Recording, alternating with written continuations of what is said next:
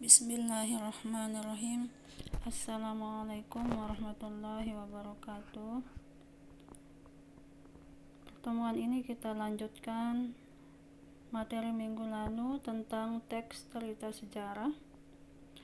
Pada pertemuan ini kita akan membahas tentang telaah kebahasaan dalam teks cerita ataupun novel sejarah.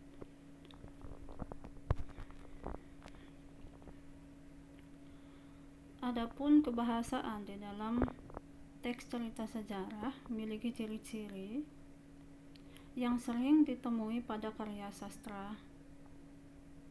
Antaranya berupa keterangan, di mana keterangan ini berfungsi untuk kalimat yang mudah berpindah posisi. Keterangan juga berfungsi memberi informasi tambahan dalam suatu kalimat. Nah, dalam teks cerita ataupun novel sejarah, keterangan dapat mempertegas baik tokoh maupun latar kejadian peristiwa. Keterangan memiliki ciri-ciri khusus. Keterangan bukan unsur utama kalimat. Keterangan dapat terletak pada bagian awal, tengah, dan akhir kalimat. Kita lihat contoh keterangan. Pertama adalah keterangan tempat. Di sini ada preposisi di, ke, dari, di dalam kurung dalam atau di dalam, dan pada. Ini juga berfungsi sebagai konjungsi. Kemudian contohnya, mereka berlindung di dalam bunker. Di dalam di sana maksudnya adalah preposisi atau kata depan, karena menerangkan letak. Ini tulisannya dipisah ya, di dalam. Kemudian yang kedua, keterangan waktu. Sana contohnya pada, dalam, sesudah, sebelum, setelah, selama. Nah, misalkan kita ambil contoh mereka berjalan selama 1 hari 1 malam. Di sana ada kata selama. Jadi ini keterangan waktu, lama perjalanannya. Kemudian kalau kita ambil dalam, dia akan kembali datang atau dia akan datang dalam 5 menit. Di sana dalam di sini ini bukan menjelaskan ruangan, tetapi dalam ini menjelaskan tentang waktu. Kemudian keterangan alat, dengan ya. Para pejuang melawan dengan bambu runcing. Ini alat, artinya dia berjuang menggunakan alat yaitu bambu runcing. Lanjut, keterangan tujuan. Sana ada agar atau konjungsi agar, supaya, untuk, bagi, demi, dalam. Dalam di situ, saya jelaskannya. Dalam di sini ini berfungsi sebagai dalam di sini berfungsi sebagai tujuan. Contohnya kita ambil contoh para pahlawan berjuang demi kemerdekaan. Demi ini tujuannya adalah untuk kemerdekaan, demi, alasan atau tujuannya berjuang demi. Kemudian kalau kita gunakan kata dalam, kita ambil contoh, dalam rangka memperingati Hari Pahlawan, para siswa melakukan kegiatan upacara bendera. Misalkan sana ada kata dalam. Dalam ini bukan ruangan atau bukan waktu, melainkan tujuan. Kita ubah menjadi tujuan memperingati Hari Pahlawan. Sama saja dengan dalam rangka atau dalam memperingati Hari Pahlawan, para siswa melakukan. Oke, kemudian selanjutnya cara. Cara ini ada kata dengan, secara, dengan cara. Contohnya, mereka berlari dengan cepat. Sini dengan cepat, artinya dengan cara cepat. Kemudian penyerta, keterangan penyerta atau yang menyertai, peserta. Di sana ada contoh keterangan penyerta, yaitu dengan, bersama, dan serta. Aku pergi dengan kakakku. Dengan di sini artinya bersama, itu ya, bisa diartikan sebagai penyerta, bukan keterangan cara. Kemudian keterangan selanjutnya perbandingan, seperti, bagaikan, atau laksana. Contoh, ruang itu ramai seperti pasar, atau laksana, atau ibarat pasar, atau seumpama pasar. Kemudian keterangan sebab, di sana ada konjungsi karena, kemudian sebab. Contoh mereka pulang sebab kehabisan bekal. Keterangan sebab. Oke, kita lanjut. Ciri yang kedua adalah bahasa kiasan. Jadi ciri teks cerita sejarah atau kebahasaan di dalam teks cerita sejarah ada atau biasanya menggunakan bahasa kiasan. Bahasa kiasan ini maksudnya adalah yang pertama adalah bermakna simbolik. Contoh, 10 bulan sudah waktu berlalu dari hujan terakhir, menjadikan udara kering dan sengsara. Itu berlangsung sejak K10, pahit lemah, hapit kayu, kasa karwa, melati bulan Katalu. Namun pada bulan Kapat, K5, langit masih saja bersih tanpa selembar daun. Nah, ini diambil dari penggalan teks cerita sejarah ya. Di sini yang perlu digarisbawahi makna simboliknya, yaitu makna sengsara. Nah, kata sengsara pada paragraf itu merupakan makna kias. Kata sengsara menyimbolkan suasana yang buruk. Nah, kata tersebut bermakna udara semakin kering dan sangat panas di sana. Maksudnya dari kata sengsara tersebut. Nah, ini dapat dikaitkan dengan konteks kalimat ya. Yakni tidak ada hujan dalam 10 bulan terakhir, sehingga mengakibatkan udaranya kering dan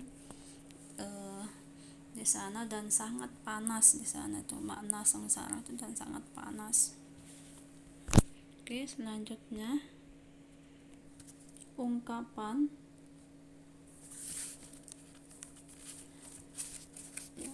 Selanjutnya adalah makna ciri yang selanjutnya adalah ungkapan yang merupakan kelompok kata atau gabungan kata yang bermakna khusus. Contohnya, segala omong kosong tentang kemerdekaan itu hanyalah slogan belaka yang menipu. Nah, frasa omong kosong pada kutipan penggalan novel tersebut termasuk ungkapan. Kenapa? Karena bermakna bualan atau perkataan yang belum tentu benar. Ini makna omong kosong. Jadi ini maknanya khusus. perkataan yang belum tentu benar. Kemudian ciri yang terakhir yaitu menggunakan gaya bahasa atau majas. Gaya bahasa ini dapat dibagi menjadi beberapa. Yang pertama majas perbandingan. Majas perbandingan ini di sini saya jelaskan 3. Yang pertama adalah personifikasi, kemudian metafora, dan hiperbola. Kita mulai dari personifikasi. Jadi personifikasi merupakan majas yang melukiskan suatu benda dengan memberikan sifat-sifat manusia kepada benda-benda tersebut, benda mati ya, sehingga seolah-olah bersifat seperti manusia. Contohnya, air mata menjadi saksi pertikaian itu. Di sana air mata biasanya yang menjadi saksi yaitu manusia, tapi di sini disifatkan atau diberikan sifat kepada air mata. Nah, kemudian selanjutnya majas metafora yang merupakan majas perbandingan yang melukiskan sesuatu dengan perbandingan langsung dan tepat atas dasar sifat yang sama atau hampir sama. Jadi metafora ini membandingkan dua hal yang berbeda secara langsung. Adapun majas yang mirip dengan metafora ini adalah asosiasi atau simile ya. Bedanya, simile itu menggunakan bak, laksana, umpama. Nah, tapi metafora tidak menggunakan kata-kata tersebut. Artinya, metafora ini langsung saja menyamakan dua hal yang berbeda. Contohnya, pegawai tersebut merupakan tangan kanan dari komisaris perusahaan tersebut. Pegawai ini disamakan dengan tangan kanan. Ini kan dua hal yang berbeda tapi dianggap sama. Pegawai tersebut merupakan tangan kanan. Tangan kanan di sini merupakan perumpamaan, ya. Tapi di saat tangan kanan ini orang yang menjadi orang yang dipercaya.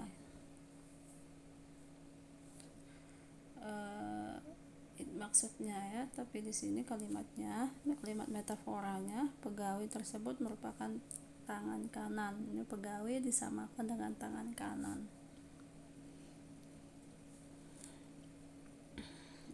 Bedanya dengan asosiasi, misalkan kalau asosiasi atau simile dia laksana rembulan. Nah, jadi dia ini disamakan dengan rembulan itu, tapi di sana menggunakan kata bagai, dia bagaikan. Nah, itu di sanalah letak perbedaan simile dengan metafora. Kemudian majas perbandingan yang ketiga yaitu hiperbola.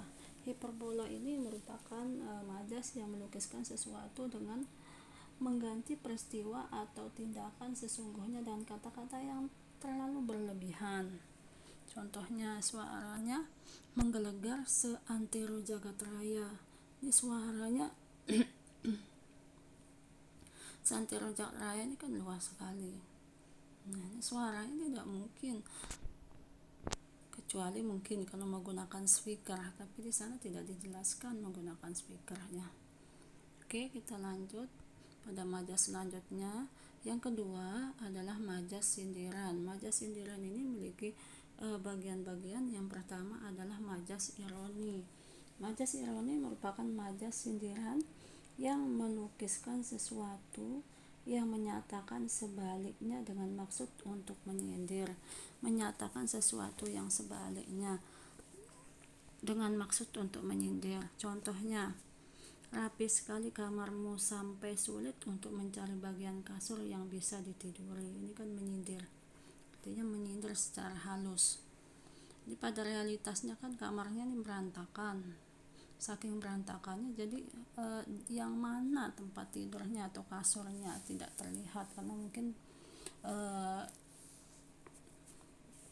banyak barang-barang di atas kasur tersebut. Nah, yang kedua adalah majas sinisme. Majas sinisme ini merupakan majas sindiran yang menggunakan kata-kata sebaliknya seperti ironi, tetapi maksudnya kasar. Nah, contohnya, suaramu keras sekali sampai telingaku berdering dan sakit. Suaramu keras sekali. Mungkin bisa kita ganti, suaramu lembut sekali sampai telingaku berdering dan sakit. Ini kan menyindir yang secara kasar. Kemudian sarkasme adalah majas sindiran yang terkasar atau langsung menusuk perasaan. Nanti majas ini tidak menyindir lagi, tapi langsung kepada menyatakan secara langsung maksud kasarnya atau hinaannya, seperti itu. Contohnya, kamu hanya sampah masyarakat. Ini bagi yang mendengar atau orang yang diajak bicara ini langsung akan tersinggung. Itu maksudnya majas sarkasme. Oke, kita lanjut. Yang terakhir, sebelum terakhir ya, ada majas penegasan. Majas penegasan adalah majas penegasan yang menggunakan sepatah kata yang sebenarnya tidak perlu dikatakan lagi. Ini bisa dikatakan majas yang kalimatnya terlalu berlebih-lebihan, tapi maksudnya itu untuk menegaskan atau menekan maksud dari sebuah kalimat. Contoh pleonasme. Pertama, ia masuk ke dalam ruangan tersebut dengan wajah semeringah. Dia masuk ke dalam. Nah, kalau sudah masuk pasti ke dalam. Tapi di sini untuk menegaskan pernyataan saja, maka dia menambahkan ia masuk ke dalam. Gitu. Yang kedua adalah repetisi. Repetisi merupakan majas penegasan yang melukiskan sesuatu dengan mengulang kata atau beberapa kata berkali-kali. Ini juga maksudnya menegaskan. Contohnya, dia pelakunya, dia pencurinya, dia yang ngambil uangku. Ini kan menegaskan kalau memang si dia ini betul-betul melakukan seperti itu. Ini menegaskan. Selanjutnya yang terakhir adalah majas pertentangan. Majas pertentangan di sini saya sebenarnya majas ini banyak ya, tapi sedikit saja yang biasa keluar pada ujian yang biasanya ini. Yang pertama adalah antitesis, yaitu majas pertentangan yang melukiskan sesuatu dengan mempergunakan kepaduan kata yang berlawanan arti.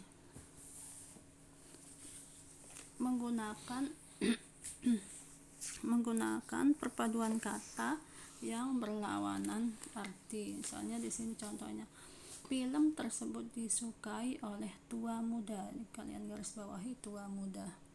Maksudnya dari orang tua sampai muda, antitesis dari yang tua sampai yang muda gitu. Ini kan tua muda ini merupakan dua kata yang berlawanan atau yang bertentangan. Kemudian yang kedua adalah paradok. Paradok ini majas pertentangan yang melukiskan sesuatu seolah-olah bertentangan, padahal maksudnya tidak bertentangan karena berlainan objek. Paradok. Contohnya, di tengah ramainya pesta tahun baru, aku merasa kesepian. Ini dua hal yang bertentangan. Di tengah ramainya, ini kan ramai. Kemudian aku merasa kesepian. Antara ramai dan sepi ini kan dua hal yang bertentangan. Sekali lagi, paradok ini yang melukiskan sesuatu seolah-olah bertentangan dengan dirinya atau keadaannya. Di tengah keramaian pesta tahun baru, aku merasa kesepian. dua hal yang bertentangan. Oke, mudah-mudahan kalian pahami dari penjelasan ini. Kalaupun ada pertanyaan, silahkan nanti bisa bertanya di nomor WhatsApp saya. Demikian, assalamualaikum warahmatullahi wabarakatuh.